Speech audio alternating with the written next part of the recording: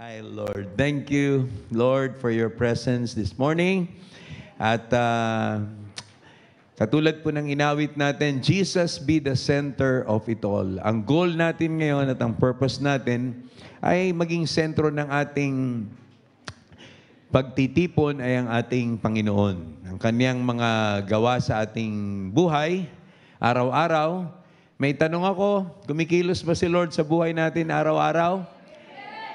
In ways that we could not imagine. Minsan, akala po natin wala si Lord, pero ang totoo, andyan palagi ang Panginoon at hindi niya tayo iniiwan at pinapabayaan.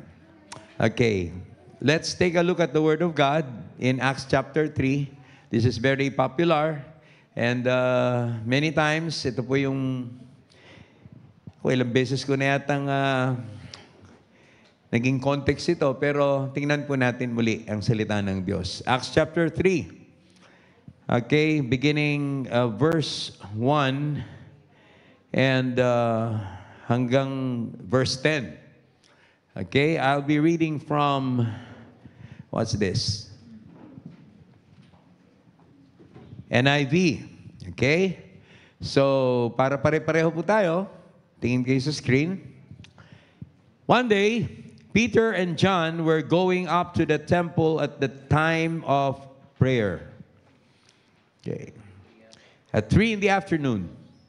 Now a man crippled from birth was being carried to the temple gate called Beautiful, where he was put every day to beg from those going into the temple courts. When he saw Peter and John about to enter, he asked them for money. Verse 4, Peter looked straight at him, as did John. Then Peter said, "Look at us." So the man gave them his attention, expecting to get something from them. Praise the Lord. Verse 6, then Peter said, "Silver or gold I do not have, but what I have I give you. In the name of Jesus Christ of Nazareth, walk." Taking him by the right hand, he helped him up.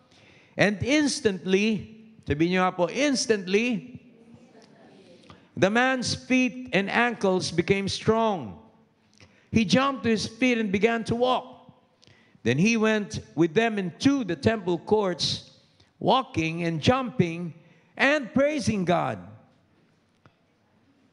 They recognized him as the same man who used to sit begging at the temple gate called Beautiful. And they were filled with wonder and amazement at what had happened to him. Amen.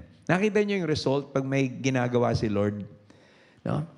Ang result kapag may ginagawa si Lord sa buhay natin, sa buhay ng ibang tao, ng maraming na-amaze.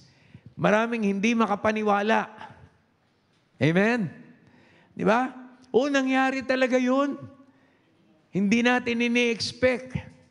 A lot of people don't expect things to happen, but we have a great God. Amen? We have a God who never stops to work wonders in our life. Ang Diyos na hindi po natatapos at tumitigil sa paggawa ng mga himala sa buhay natin, mga bagay na hindi natin inaakala, patuloy pong ginagawa ito ng ating Panginoon. Alright.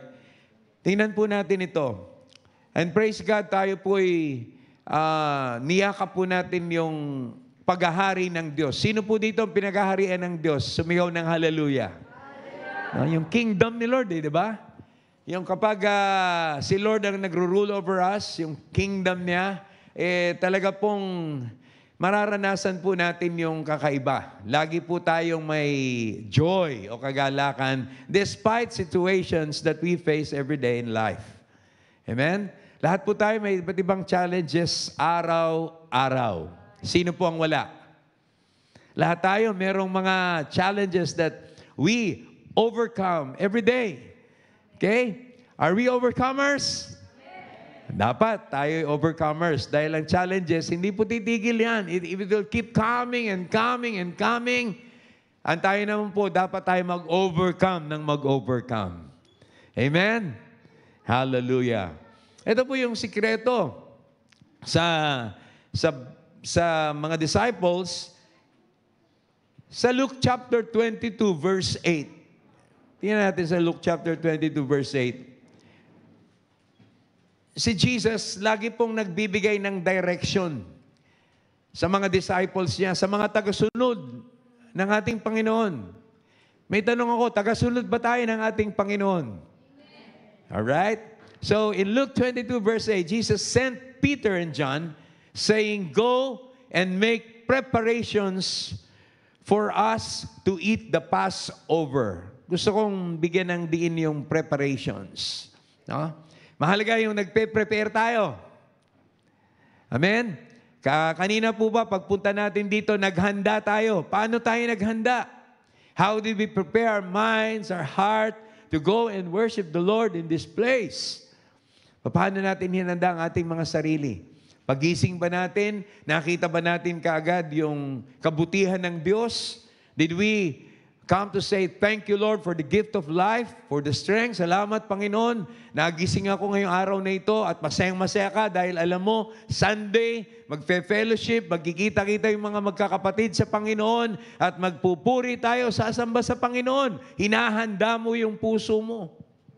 Hinahanda mo yung isip mo. Susunod na lang yung iyong pangangatawan. Amen? Pero pag yung puso natin at yung isip natin, iba ang direksyon, susunod lang yung ating flesh. My heart and my flesh sing for joy to the living God. Kapag yung puso natin at yung isip natin, magka-partner yan, magkakampihan, ang tendency, yung flesh natin, susunod na lang. Yung apak natin, ang direksyon, papunta kung saan ang puso natin ay pupapunta. Amen? Hallelujah.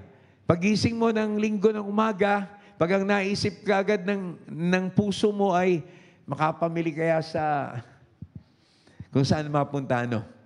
Susunod siyempre yung katawan, manghihinayang ka. Okay? Pero pag ang puso mo nakafocus, everybody say focus. Focus is very, very important.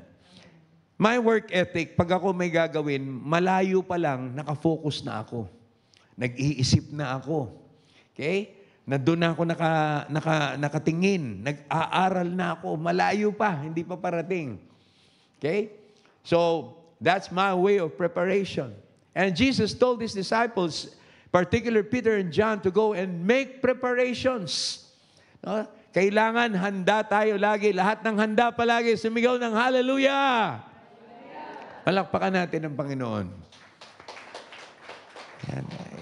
Alam nyo, dapat masasanay tayong pumalakpak dahil pag pumapalakpak ka, nakakabata at nakakaganda. Ano? Yung mga hindi sanay pumalakpak, yun yung madaling tumanda at laging nakasimangot. Di ba? Sa Jesus Abundant Life Giver, pakisabi mo sa katabi mo, bawal ang nakasimangot. Amen? No, it is our expression of gratitude na talagang punong-puno tayo ng pasasalamat sa Diyos na kahit na anong mangyari, pinagpapala tayo ng Panginoon. Iniingatan tayo ng Diyos. Nagpunta po kami ng Bataan at Subic. Yung sasakyan ko, matagal nang hindi na may maintenance yun. Pero okay naman. Pero habang tumatakbo kami, medyo matulin. Alam nyo naman, pag biyaheng malayo, ayoko nang mabagal dahil inaantok ako. Gusto ko laging matulin. Pero safe naman. Nararamdaman ko yung preno ko, parang iba. Parang unang apa ko ayaw huminto. Pero pag pangalawang apa ko, ayaw hinto na. But I just knew in my mind na something is wrong. Pero tuloy-tuloy pa rin. Andun na ako eh. Kahapon, sabi ko sa aking asawa, pang maintenance, pati tingnan mo yung sasakyan. Diyos ko po. Sabi sa akin ng mekaniko, sira na tong preno mo. Pilit niyang inayos. No? Pero wala pa rin. Ang tagal. Wala pa rin. Kaya umuwi na ako dahil may schedule akong hahabulin, hindi ko na pinatapos. Umuwi ako, preno, likuran lang. Walang preno yung harap. Hindi pwedeng tatuto ka. But the point is, iningatan tayo ng Panginoon. Amen? Kaya nagpasalamat ako sa Diyos, sira na pala yung preno ko, pero nakauwi pa ako ng buhay. Amen? Pwede bang palakpakan natin ng Panginoon? Mga bagay na hindi natin inaakala, pero sa likod ng ating mga kaisipan, laging nakabantay ang Diyos sa atin. Amen? That should encourage us. Diba? O baka mamaya, ikaw na yung mabubunggo, pero iningatan ka pa rin ng Panginoon. Hallelujah. Amen? Kapag lagi ka talagang nagtitiwala sa Diyos, wala kang dapat na ipangamba. You know, when you train yourself to trust God, it is only there that you begin to understand yung mga gawa ng Diyos sa buhay natin. Kapag nagtitiwala ka, binibigyan mo ang sarili mo ng pagkakataon na maunawaan mo ang bawat kilos ng Diyos sa buhay mo. Kapag hindi ka nagtitiwala sa Diyos, impatient ka. Hello? Wala kang tiyaga. Hindi ka makapaghintay. Are you with me? May kausap ang Panginoon. It's only when you trust God na na-exercise mo, na-train mo ang sarili mo in the virtue of patience. Talagang hihintayin mo. Kahit na hindi dumating ngayon, Lord, maghihintay ako bukas. Maghihintay ako sa Miyerkules, sa susunod na araw. Alam kong darating ka pa rin. Nagtsatsaga ka. Patient ka. Alam mong sinabi ni Lord, gagawin niya. Amen? Dahil may sinabi ang Diyos, dahil may pinangako ang Diyos, gagawin at gagawin niya. Hindi siya papalya, hindi siya katulad ng tao. Amen? Sabihin mo sa katabi mo, si Lord hindi mo katulad.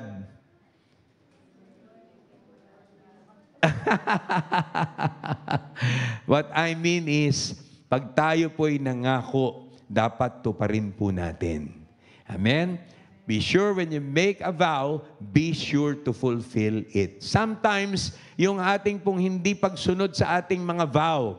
Okay? Ba't ako napunta sa vow? Ito yung blessing blocker. Sabihin nyo nga, blessing blocker. Gustong-gusto ko talagang pagpalain ni Lord eh. Pero may humahad lang. Nung gusto ni Lord, maalala mo yung iyong pinangako sa Kanya. Yung iyong vow. Yung iyong covenant with God. That sometime long ago, you said these words, Lord, I will do it, pero hindi mo nagawa. Blessing blocker. Tandaan niyo yan. Okay? So tayo minsan ang gumagawa ng mga paraan lang para yung tuloy na daloy ng Diyos ay mahadlangan. Be sure when you make a vow, be sure to fulfill it. Kung hindi rin lang, sabihin mo sa katabi mo, huwag ka nang mangangako.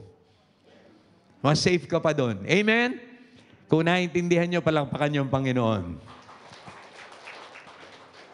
We may laugh about it or smile about it, but it's the truth. Maliit na bagay yun, pero malaki ang epekto sa atin. Kaya kung hindi ka man lang din sigurado sa iyong mga bibitawang salita at pangako before the presence of God, might as well, don't do it. Don't say it. Okay? Marami po tayong mga kapatiran, they come and go. No? Pag andito sa church, talaga naman abot-abot ang prayer request. Pakipanalangin naman ako, pastora. Pakipanalangin naman ang pastor. No? Kasi kailangan talaga makapag-abroad na ako. Bago ako nakapag-abroad, sagot ko yung ganito. Salamat sa Diyos at marami po, karamihan po sa ating mga kapatid ay tapat sa Panginoon. Palakpakan na natin ang Diyos para doon. But there are some talaga po talagang, hindi naman tayo po naniningil. Pero pinupulot po natin yung mga aral mula po sa salita ng Diyos dahil ito po'y napakahalaga.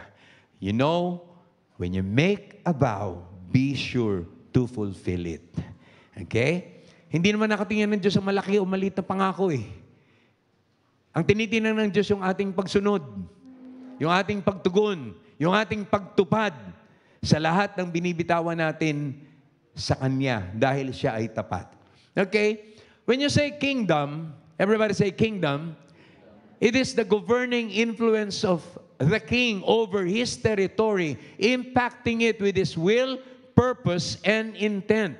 Creating a citizenry of people who will express His nature. He will express His culture and manifest His nature. Uulitin ko. When you say kingdom, review lang ito, it is the governing influence of the king. Ba? Influence ka ba ng hari ng Jesus Abundant Life Giver Church? The King of Glory. Inaawit natin kanina, who is this King of Glory? Jesus, His name is mighty.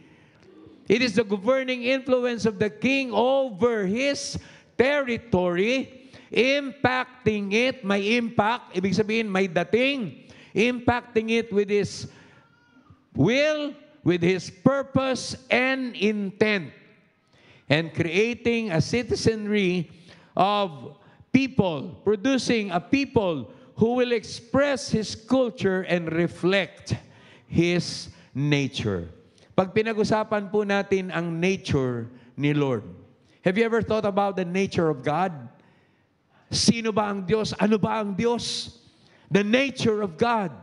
Tatanungin ko kayo anong nature ninyo? Sabi nila, ay ako, pastor, medyo mainipin ako. Nature ko yun eh. No? Wala akong tiyaga. Ay, ako naman, pastor, masayahin ako. Talagang, pag nakita mo ko, lagi akong nakangiti kahit mag-isa, kahit walang kausap. Nagsasalita ako. Anong tawag niya sa ganun? Nature. Okay? Sometimes people recognize you by your nature. Okay? Now let me ask you, have you ever thought about the nature of God? The nature of God. Because in the kingdom, God produces, the king produces a citizenry, a people who would express His culture and manifest. Pag sinabing manifest, nakikita sa atin. Nakikita sa atin na naginawi-witness sa atin, isinasabuhay natin, nilalakaran natin. Pag sinabing manifest, hindi lang basta dala-dala mo yung Biblia mo o kaya sinasabi mo na ikaw ay born again. Lahat ng mga born again, sababi ng hallelujah. Kundi nakikita sa iyo kahit hindi ka magsalita, nagmamanifest yung pagiging born again natin. Okay? Ipinanganak na muli. Saan niyo makikita yung born again? Sa John chapter 3. Di ba? John chapter 3. When a man by the name of Nicodemus, one night, he came face to face with the Lord. At ang sabi ni Lord sa kanya ay, unless a man is born again, he cannot see the kingdom of God. Ang salitang born again, naging pag pinapill up kayo ng application, religion. Anong religion? Born again. Diba? But it's not a religion. It's an experience. Let me ask you, have you experienced being born again? Amen. Tayo'y pinanganak na muli. Ito'y karanasan natin. Diba? That unless you are born again, very important. Maintindihan po natin, kaya tayo naririto dahil tayo may karanasan sa Diyos. Na-meet natin si Jesus. We came face to face with an encounter with God, with Jesus Himself. That's why we were born again. And we were able to catch a glimpse, nakita natin, of what the kingdom of God is. It is the governing influence of the King over His territory, His people, impacting it. May dating ba sa atin yung will ni Lord? Walang sumasagot. May dating ba yung kalooban ng Diyos sa atin? Ibig sabihin, may bigat ba? Mahalaga ba? Priority ba natin yung masunod yung kalooban ni Lord sa buhay natin? Ang tanong, ano yung kalooban ng Diyos sa atin? It can be different with you and with me because when it comes to the will of God, walang one size fits all. It can be different, but what matters is you obey the will of God. Sinusunod natin yung kalooban ng Diyos para sa atin. Kalooban ba ng Diyos na, Lord, magnegosyo ko ng ganito? Kalooban mo ba, Lord, na ito yung gawin ko? Dapat yun lagi ang tanong. Yun ang tanungan palagi para masunod natin yung kalooban ng Diyos. Impacting it is with His will, with His purpose. Purpose is very important. We've studied it always, yung purpose ni Lord sa buhay natin. Because the greatest tragedy in a man's life is not death, but life without knowing its purpose. Di ba? Mas masahol ka pa sa namatay kapag hindi mo naunawaan at hindi mo alam ang purpose ni Lord sa buhay mo. Hindi mo nauunawaan kung ano yung purpose ni Lord sa mga bagay na pinaggagawa mo. Para kang sumusuntok sa hangin, walang direksyon, wala kang pupuntahan. If you don't understand what the purpose of God is in your life, it should be intentional. Amen? The things that you do should be loaded with intent. Yeah? Because you understand the purpose of God in your life. Then you began to mark the times and the seasons. May timing ka na. Kapag naintindihan mo yung purpose ni Lord sa buhay mo, nagsiset ka ng timeline. Amen? Nagsiset ka ng timeline. No? Sineset mo yun for yourself.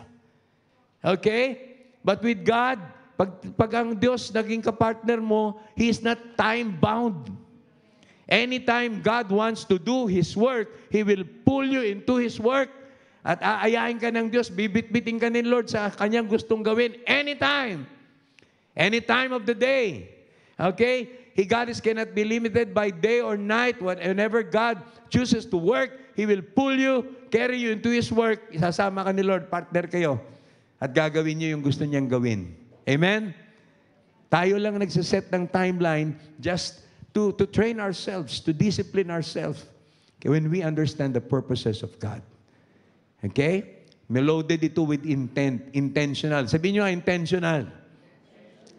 Lahat po na nakakaintindi ng pinagsasabi ko rito, pumalakpak. Kasi ako, inisip ko, dalawa lang ang dahilan. No? Kung tahimik ang kausap mo, una, naintindihan niya, pangalawa, hindi niya naintindihan. Pero salamat sa Diyos, naintindihan po nating lahat. To God be the glory.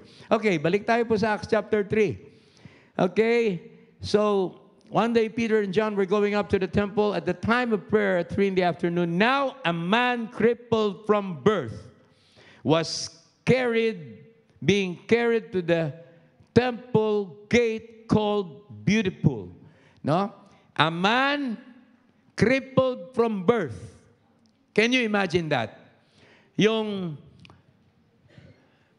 Habang ako'y lumalaki, tanggap ko na kung ano yung itsura ko, yun talaga ako eh. Di ba? Nung lumalaki tayo, habang tayo po'y nagkakaroon ng kaisipan, tanggap na natin kung ano tayo, sino yung mga kasama natin, the members of our family. Nakaka-relate kayo sa sinasabi ko? Dahil mula sa ating pagsilang at pagkabata, yun na yun eh.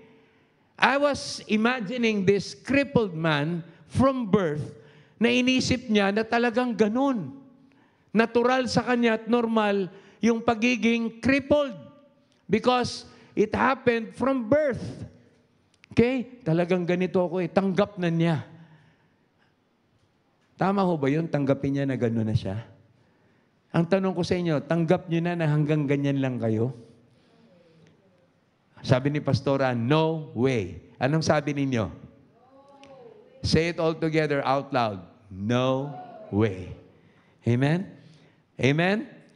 You know, the nature of God, kanina po nabanggit ko, in the kingdom of God, God raises up a people. He produces a people, no? That will express His culture. Saan natin pag-usapan yung culture? And manifest His nature. Okay? Yung minamanifest natin yung nature ni Lord. And one thing, I was meditating on this, isip ako ng isip, Lord, ano ba yung nature mo? Ma-share nga. Ito lang yung paulit-ulit sa isip ko, binibigay ng Holy Spirit. He never changes. The first thing in the nature of God is hindi nagbabago ang Diyos. The Bible said in Hebrews, Jesus is the same yesterday, today, and forever. Hindi nagbabago ang Diyos. Kung hindi nagbabago ang Diyos, sino ang dapat magbago? Pakilingon mo yung katabi mo. Pakikindatan mo. To the left and to the right, and to the back. Okay? Ngayon, alam nyo na. Okay? Ang Diyos hindi nagbabago, tayo magbago. Amen? Okay? And there are times that we keep on praying, God, Lord, baguhin mo yung sitwasyon ko, yung kinalalagyan ko ngayon. Walang nangyayari. Sino po sa inyo naka-experience ng ganun? You've been praying, you've been fasting, no? Lord, baguhin mo yung sitwasyon namin. Pero hindi nababago. You know, there's a secret. Kapag hindi binabago yung mga sitwasyon sa buhay natin, maaaring ganito po ang purpose ni Lord. If God is not changing your situation or that situation, He might be using the situation to change you. May kausap pa po ba? Pray tayo ng pray, Lord, baguhin mo yung sitwasyon namin, yung kalalagayan namin, yung atmosphere, baguhin mo, Lord, yung takbo ng aming kabuhayan, baguhin mo yung flow ng ganito, ng ganon. Diba? Hindi nababago. Pray ka ng pray. Pag-isipan mo ito. Baka kaya hindi binabago ng Diyos dahil ginagamit niya yung sitwasyong yan para tayo ang mabago. And everybody say, sabay palakpak sa Panginoon. Hallelujah. Come to think of that. And a lot of people, they give up. They surrender. They quit just because of situations that never change in life. Come to think of this, if situations doesn't change, it may be that God is using that situation to change us. To change our mindset, our thinking, matransform po tayo, and we begin to realize that there's more to God than just giving up. Amen. Hallelujah. So, ituloy po natin.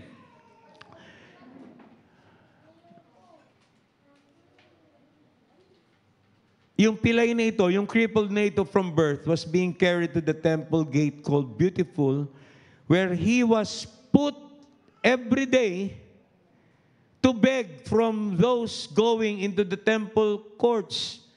Kawawa naman pala ito, no?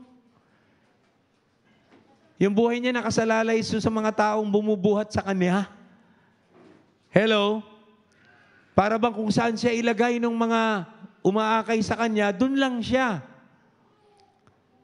Ganun ba tayo? May naging karanasan ba kayo na ganun na at one point in your life, you were at the mercy of other people? Kung ano lang ang ibigay sa inyo, kung ano lang ipahiram sa inyo, kung saan lang kayo ilagay. No? Wala kang control, sariling control sa sitwasyon mo. Ang kumukontrol ay yung iba. Look at this. No? Look at this. Gumagalaw ba? Ayan, no? That crippled man from birth was being carried. Wala siyang magawa. Pag binuhat siya, he was already at the mercy of other people. Kung saan siya dadalhin at ilalagay. And in his case, every day, he was put to the temple courts, to the gate called Beautiful. And the purpose is to beg, para manghingi. I couldn't imagine myself to be like that crippled man. Amen? At hindi po dinisenyo ng Diyos ang mga taga-Jesus Abundant Life to be crippled and to beg lifelong. Amen? Palakpakan natin ng Diyos para doon.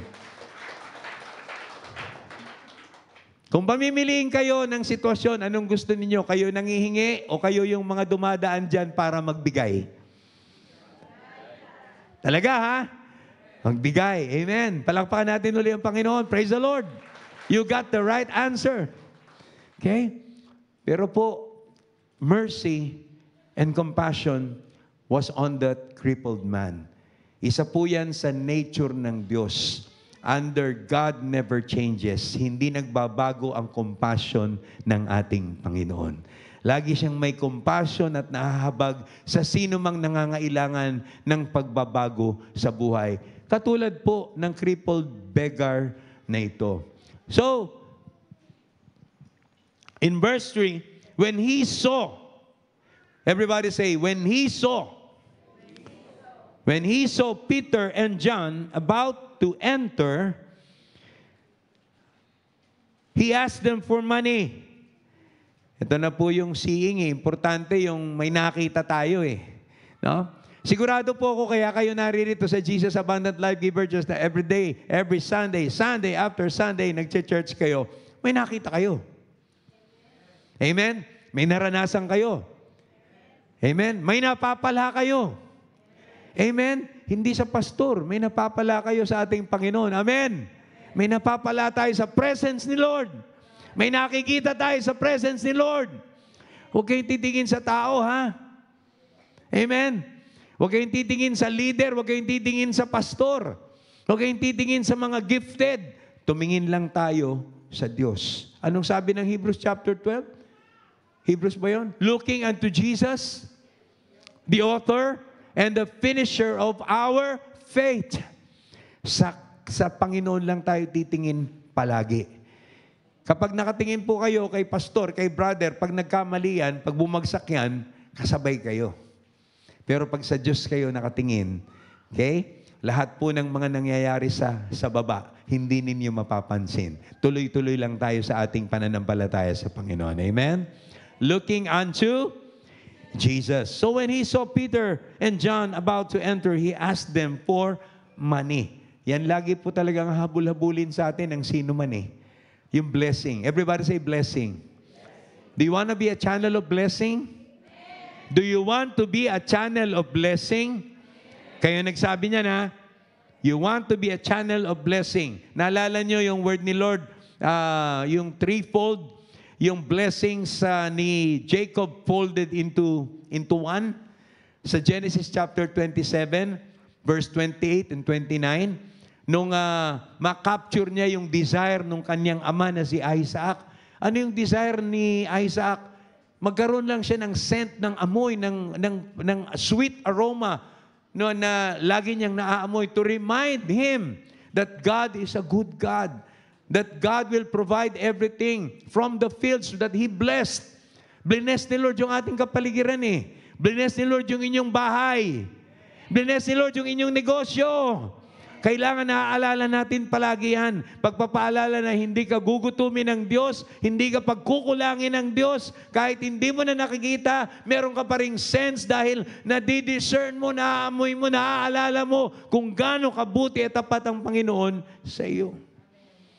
Amen? So si Isaac noon, his vision was already blurred and he could no longer capture an image, a clear image of a picture of his sons. Naka-rely na lang siya, nakadepende na lang siya sa kanyang discernment. Okay? Kaya, etong si Rachel, sabi niya kay Jacob, bilis, habang wala yung kapatid mo, ibibless na nung tatay mo, yung kapatid mo. Dahil si Esau yung panganay.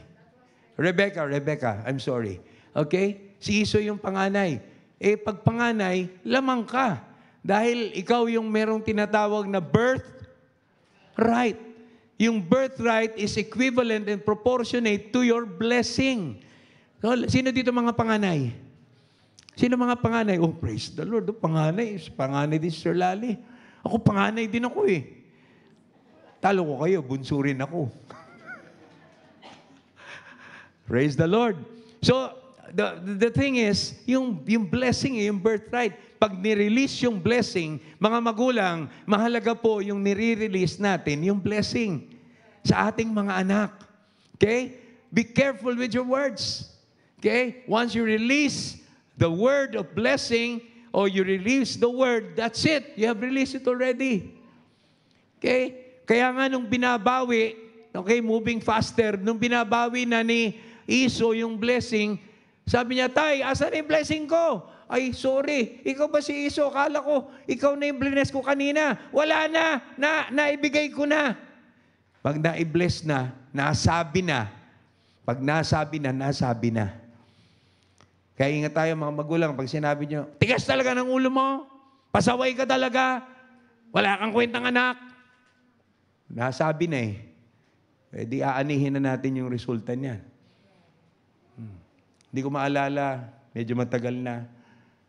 Lagi ko naririnig ang mga magulang ko, gandang lalaki ng anak natin. Parang hindi kayo naniniwala, ah. Buti na lang mahina na pandinig ng nanay ko. Nakuha niyo po? Pakilingon nga yung katabi ninyo kung ganun din yung sinabi sa inyo ng mga magulang nyo at palakpakan natin ng Panginoon. Nasabi na eh. Pag nasabi na po, sabi ni Isaiah, we just like God, whenever we release a word, every word that we speak will not come back to us empty or void. It will definitely come to fulfill the very reason and purpose for which it has been spoken. Kung ano po yung object ng iyong pagkakasabi, dahilan o purpose ng pagkakasabi mo, tutuparin ng salitang yun yung binitawan mo. Dahil katulad ka ng Diyos. Imagine that. A people who will express His culture and manifest His nature. Okay? That's how it is in the kingdom of God. Ang mga anak natin, dapat ipinoprophesy natin yan, dinideclare natin yan. Yon, katulad ni Surel, matalino ito. Talagang achiever ito. Paglaki nito, talagang ito yung pinakamalaking tither sa church. Oh, walang umaamin. Oh, baka si Matthew na yon. Matthew, asa nga Matthew? Okay? Si Matthew na yon. Amen, Ate Neneng. Praise the Lord. Yung mga anak natin, let us come to dictate and speak words in the direction of their destiny. Okay? Doon patungo sa direksyon ng kanilang destiny. Okay, basta release lang tayo ng release ng Lord. Sumablay man ngayon yan, it will not affect their destiny. Kita niyo si Peter? Ang daming sablay ni Peter, pero yung mga sablay niya, yung mga test niya, hindi naka-apekto, yung mga failure niya, hindi naka-apekto sa direksyon ng kanyang destiny. Amen? Ganun tayo. And everybody say, Amen. Sumablay man tayo ngayon, it doesn't matter. As long as we keep on declaring the word of blessing in our life, then we will go to the direction of our destiny. In Jesus' name. Amen? Hallelujah! Palakpakan natin ang Panginoon. Praise the Lord. So, Peter looked straight at him as did John. Okay? Alam niyo po, pag tayo nakakita, the thing is, God is also looking at us eye to eye. Yun ang mahalaga. May connection. Sabihin nyo nga, connection. Peter looked straight at him as did John. Then Peter said, look at us. Sabi ni Peter, look at us. Sumunod ngayon yung crippled man. Okay? Pag sinabi sa inyo, tumingin kayo. Pag sinabi sa inyo, makinig kayo. Pag sinabi sa inyo na gawin nyo ito, galing kay Lord yan, sumunod ka agad kayo. And everybody say, huwag na tayong magtanong kung bakit. Meron kasing marami po akong na-encounter eh. Pag binigyan mo ng instruction, tatanungin ka pa, uusisain ka pa, bakit gagawin natin yun? Train yourself to be obedient. Obedience is better than? Obedience is better than? Okay, obedience is very important. Kapag nagbigay ng command si Lord, huwag ka nang mag-question, huwag ka nang magtanong. Sundin na kaagad natin. Huwag na natin i-analyze, huwag na natin aralin, huwag natin computein. Sumunod na kaagad tayo sa pinagagawa ng Panginoon. Nakatago doon yung sikreto ng pagpapala ng Diyos sa inyong agarang pagsunod. Amen? Sometimes all it takes for your blessing to come is timing. Everybody say timing. Nakita niyo po, si Rebecca, sabi niya, ang nakita ng marami yung pandaraya ni Jacob eh. Pero ang nakita ni Rebecca at nakita ni Jacob, yung opportunity, yung timing. Di ba? Na ito yung magdidikta, ito yung magdadala kay Jacob sa kanyang destiny as Israel, the Prince of God. Amen. Hallelujah. Di ba? Nakita niyo yung opportunity. At naalala ko po, laging naaalala, sinabi ni Pops Dionisio, opportunities are not lost, they are missed. Pag lumampas yung opportune time or opportunity, haya na, parating na si Esau, hindi mo na makukuha yung blessing. Are you with me? Okay? Grab the opportunity. Nakita po ni Rebecca yan at nakita rin ni Jacob, kaya sa sumunod sa kanyang nanay, dahil panganay, medyo malambot si Jacob, no?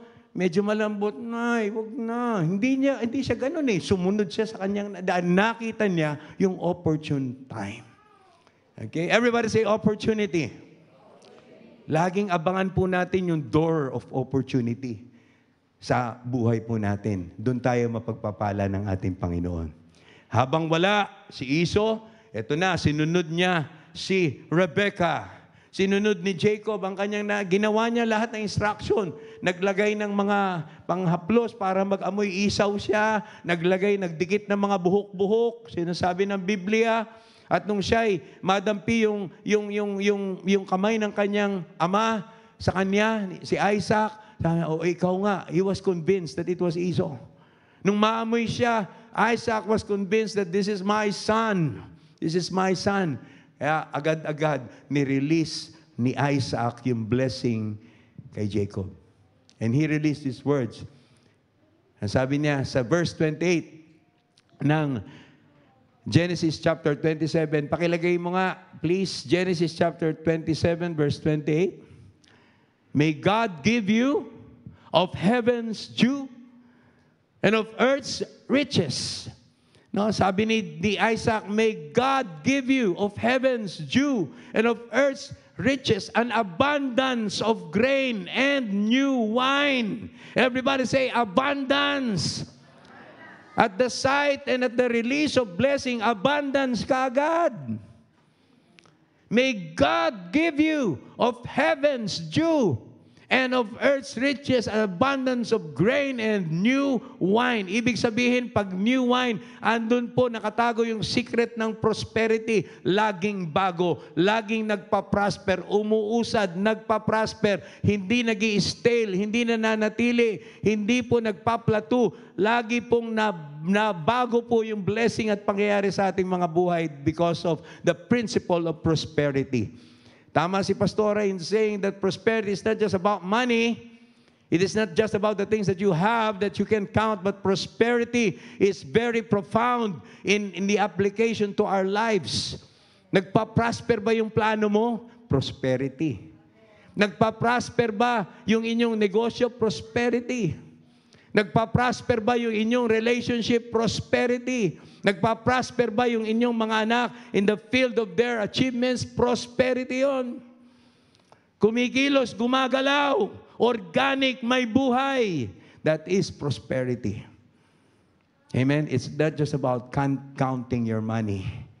1 to 100 to 1,000. No, it's not that. Amen? Ang prosperity, may nangyayari. Okay? Yung mahina, lumalakas. Yung minsan ay nagkaroon ng karamdaman, gumagaling, nagpa-prosper. Hallelujah! Hallelujah! Wala namang sinabi si Lord na exempted tayo eh. Ang sinabi ni Lord sa atin, pag merong illness, pag merong disease, God heals your disease. Because He healed you even from the very beginning of time. God is our healer. Kaya magpa-prosper tayo dahil meron na tayong pattern, may susundan na tayo. God did it before, God will do it again and again and again and again. And everybody say amen. Palakpakan natin ng Panginoon. At dito po, yung blessings rolled into one. Okay? 3 blessing ito eh. No? Manifold blessing, threefold blessing rolled into one. Yung abundance and prosperity, leadership and lordship, tapos yung sinasabi nyo kanina na gusto nyo maging channel of blessing. Lahat ng gusto maging channel of blessing, palakpakan ng Panginoon, sumigaw ng hallelujah! Lord, gusto ko. Because in the process, talagang pagpapalain ka ni Lord. Pag dinisaryo mo maging channel of blessing ka, dahil hindi ka magiging channel of blessing kapag wala ka. Is it strong? Is it very sharp? Kaya nga yung cup natin, dapat mag-overflow. Ha? Ang hirap maging channel of blessing pag yung cup mo kulang. You prepare a table before me in the presence of my enemies. You anoint my head with oil and my cup overflows. Si Lord, pag mag-bless, ang gusto niya laging overflow. Lahat ng naniniwala doon, sumigaw ng hallelujah. Because it's only when you overflow that you become a channel of blessing. Ang hirap kayang mag-bless, tapos yung iba pang bless mo, pambayad mo ng Meralco. You end up, ikaw yung walang kuryente, siya meron. Di ba? Hello? Pero ibang level din siguro yun. But when I read the Bible, I only focus at the overflow. Di ba? Kaya sanayin natin ang ating mga sarili. Habang ang tinatanggap natin ay libo-libo pa lang, sanayin na natin ang sarili natin sa principle of overflow. Amen? Pag milyon-milyon na yan at hindi ka sanay, nako po, baka yung blessing ay bumalik sa pinanggalingan. Pero pag sanay ka, di ba, hindi mo panghihinayangan yung overflow na yan. Talagang i-release mo into the hands of God, into the hands of people na sinasabi ni Lord na i-bless mo because you are a channel of blessing. And everybody say, Amen. Dapat yun ang ma-develop na culture natin. No, dito sa Jesus Abundant Life Giver Church, that we are channels of blessing. Ang sabi po niya, let God give you of heaven's dew, of earth's riches, an abundance of grain and new wine. Ano ba ang susunod doon? Di ba? May nations serve you and peoples bow down to you. Be Lord over your brothers, and may the sons of your mother bow down to you. May those who curse you be cursed, and those who bless you be blessed. Kaya kapag nilakaran mo yung blessing na ito, rolled into one, yung threefold, manifold blessing, kapag nilakaran mo yan, ang mga tao po ay talagang habol-habulin ka para i-bless. Dahil alam nila na kapag bless ka, sila mabibless din. Amen. Hallelujah. Nasubukan niyo ba yun? Na yung pinagpala ng Diyos, bless nyo, tapos yung balik sa inyo, grabe. Di ba? Ako hindi nangihinayang sa ganun dahil alam kong yung balik, yung ani ko ay higit pa dun sa aking binitawan in the name of the Lord. Amen? Palakpakan natin ng Panginoon. Threefold, manifold blessing, ha? Yung blessing na yan, rolled into one. The blessing of abundance and prosperity. Yung abundance, yung overflow, at yung prosperity, pag inumpisahan mo, matatapos mo. Marami pong mga nag-umpisa, hanggang umpisa lang. Sa Pilipinong kultura, ang tawag doon, ningas. Ba? Pero pag yan ay bless ni Lord, yung inumpisahan mo, hindi mo lang basta uumpisahan yan, magpa-prosper yan, matatapos mo yan at masaserve ng purpose yung inumpisahan mo. Amen?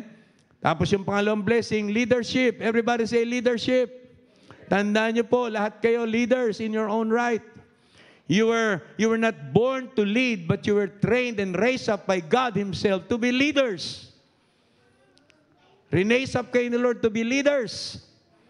Unti-unti tayong minold as vessels of honor. Everybody say vessels of honor. Di ba? Minomold tayo into the hands of the Maker para tayo mga clay, no? Instruments and vessels of honor for the Lord and for God. Kaya hinubog ng Diyos ang mga buhay natin, iba-ibang hugis. Kaya hindi tayo magkakamuka ng calling, ng gift. Okay? I'm happy because that is your gift. And praise God. You need to praise the Lord for my gift. I need to praise God for your gift. Let's be glad and rejoice over one another because we are gifted of the Lord. Amen? Iniscatter ni Lord yung kanyang gifts abroad para po pagsamasamahin natin and make them work together as one, all for the glory of God. Kung ganun lang ang body of Christ, sana yung ibang mga churches. Okay? That's a different subject.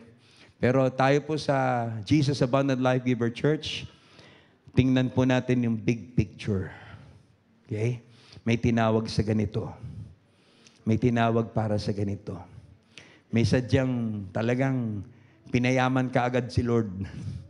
Okay? Ang response natin doon dapat ganito, nauna ka lang. Susunod na ako. And everybody say, Amen. Di ba? Lagi tayong thankful.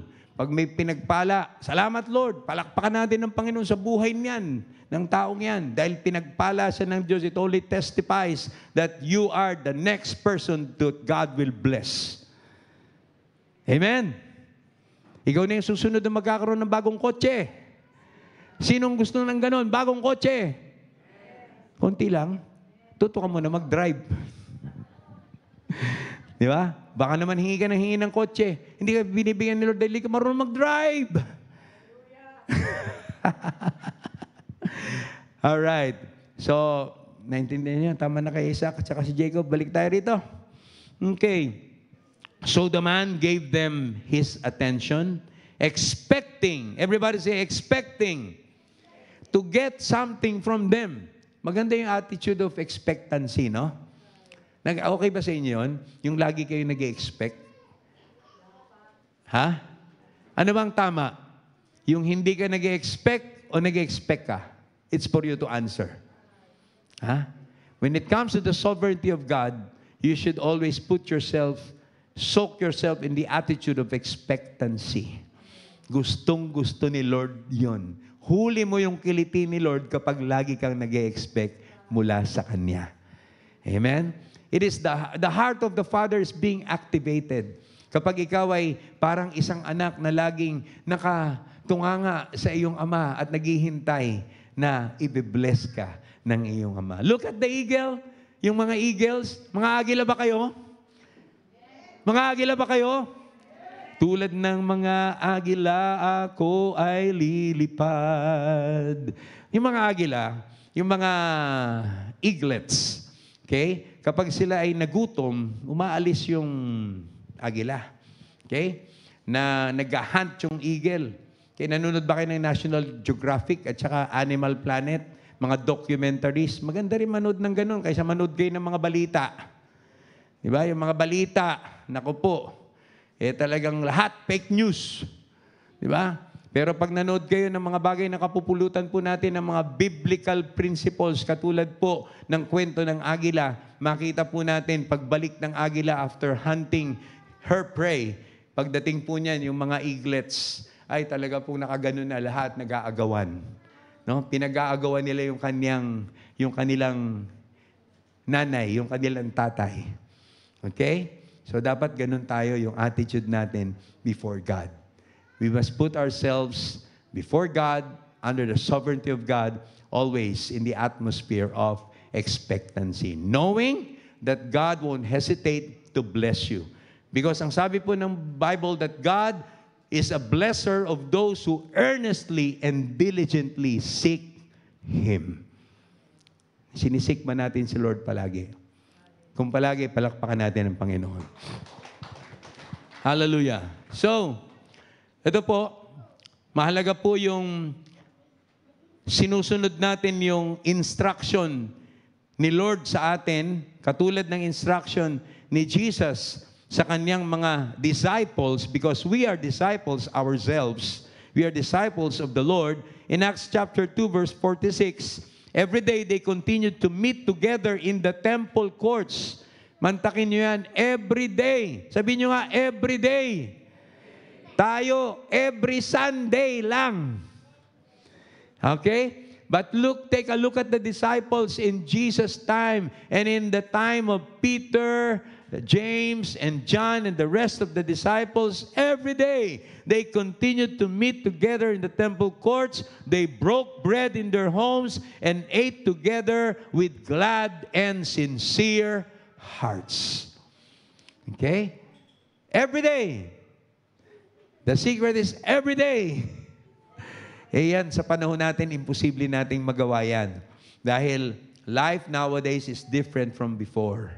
Okay? We need to work. We need to go to the office. We need to do our business. Let's face reality. Real time, real talk. Pero yung everyday, mahalaga pa rin yan. Paano ka mag-hybrid nung salitang everyday? Nung pandemic, nauso yung hybrid. Di ba? Dahil hindi tayo pwedeng mag-face-to-face, hybrid tayo. Hanap tayo ng ibang paraan. Hanap kayo ng ibang paraan kung paano everyday mapupunta kayo sa temple courts ni Lord. Kahit kayo nasa negosyo, kahit kayo nasa trabaho, make sure that your heart and your mind is in the temple courts of the Lord. Are you with me? Amen? Laging nasa isip si Lord. Laging nasa puso ang Panginoon. Okay? Kahit na anong ginagawa natin. Does it make sense? If it does, clap your hands to the Lord.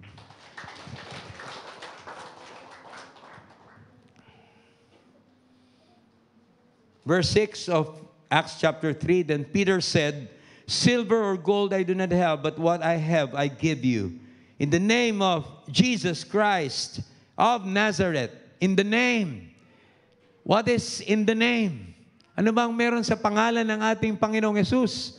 Na ang mga bulag nakakakita, ang mga pilay, ang mga lumpo, mula pagsilang ay nakakalakad, nababago ang kanilang buhay. What is in the name of the Lord? There is power in the name of Jesus.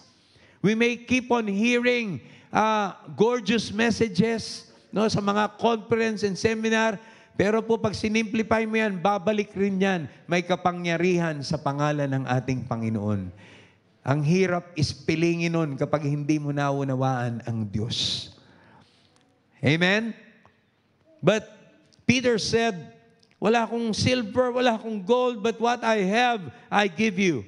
Nakita niyo yun? What I have, I give you. What we don't have, we cannot give. What you don't have, you cannot give. But Peter said, what I have, I give you.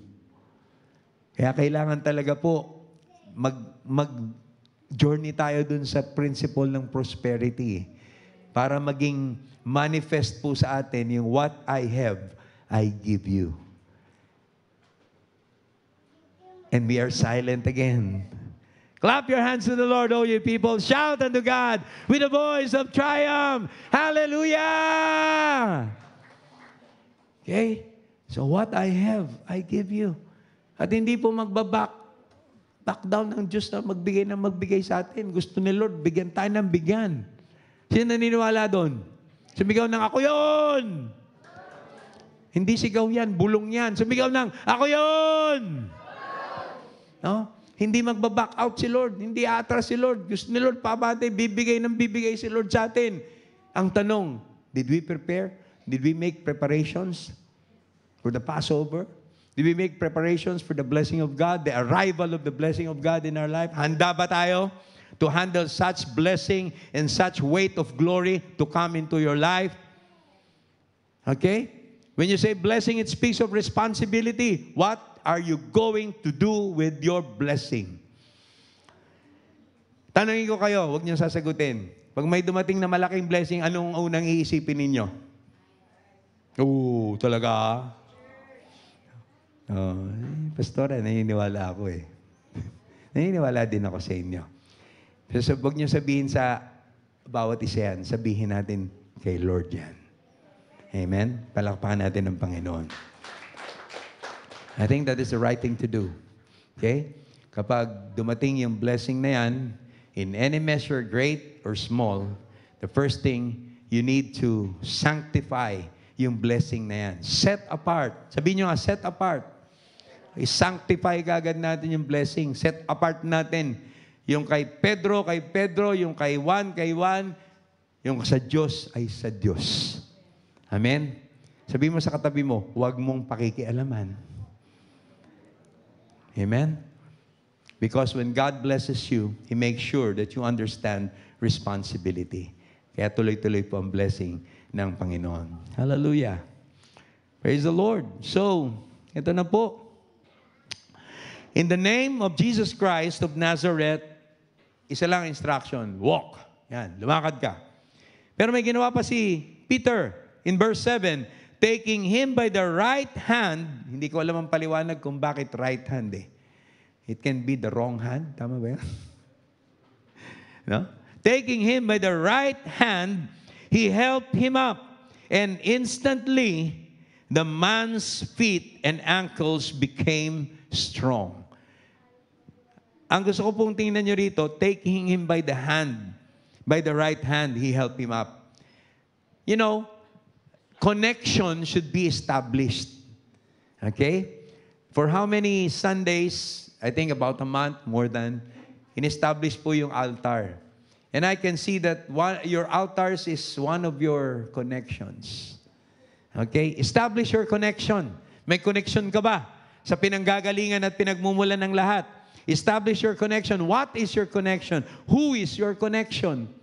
Kanino ka nakakonect for your blessing? Are you connected to the source of everything, to the power source? Saan ka nakakonect? Saang Wi-Fi ka nakakonect? Di ba? Usong-uso yan. Pa-connect naman. Di ba? Wala akong data. Hindi ako makapag-Facebook. Di ba? Hindi ako makapag-YouTube. Pa-connect naman. Ganun po nangyayari pag hindi tayo nakakonekta. Wala tayong access. Hindi natin makikita yung dating ng mga events. Di ba? Walang Wi-Fi eh. Pero pag nakakonect ka sa source of power, sa source of everything that you will need in life para maglakaran mo yung abundance and prosperity, leadership and lordship, and be a channel of blessing, okay, you need to establish connection. Okay? Balikan niyo po yung mga altars. Okay? Review niyo yung mga altars na yan. It is one of your connections. Your altar of prayer, your altar of worship, your altar of fellowship. Diba? Iba-iba yung mga connections natin eh. But one thing should be sure, konektado ka sa Diyos. Lahat ng konektado sa Diyos, sumigaw ng hallelujah, palakpakan ng Panginoon. Hallelujah! Hallelujah! Tapos, pag konektado ka sa Lord, instantly, hallelujah, hindi na kailangan ng bumalik-balik ka pa, ng check up dito, check up doon, instantly. Pagagalingin ka ng Panginoon, instantly, babaguhin ni Lord yung sitwasyon mo. Hindi mo alam kung paano nangyari yun. Magtataka ka, Lord, it's unbelievable, it's too good to be true. Pero it happened anyway. Why? Because you're connected to the source of everything. To the source of power, to the source of miracles, to the source of demonstration of power, signs, and wonders. Konektado po tayo. Lahat ng konektado, sumigaw ng hallelujah! Praise the name of the Lord. Mahalaga yung konektado tayo palagi. Saan ka ba nakakonect? Ang hirap po pag yung akala mo meron ka pang data pero wala na. Tapos importante yung gamit mo, di ba? Ang hirap. Kailangan stay connected. Everybody say, stay connected. Okay. Then you can find the result.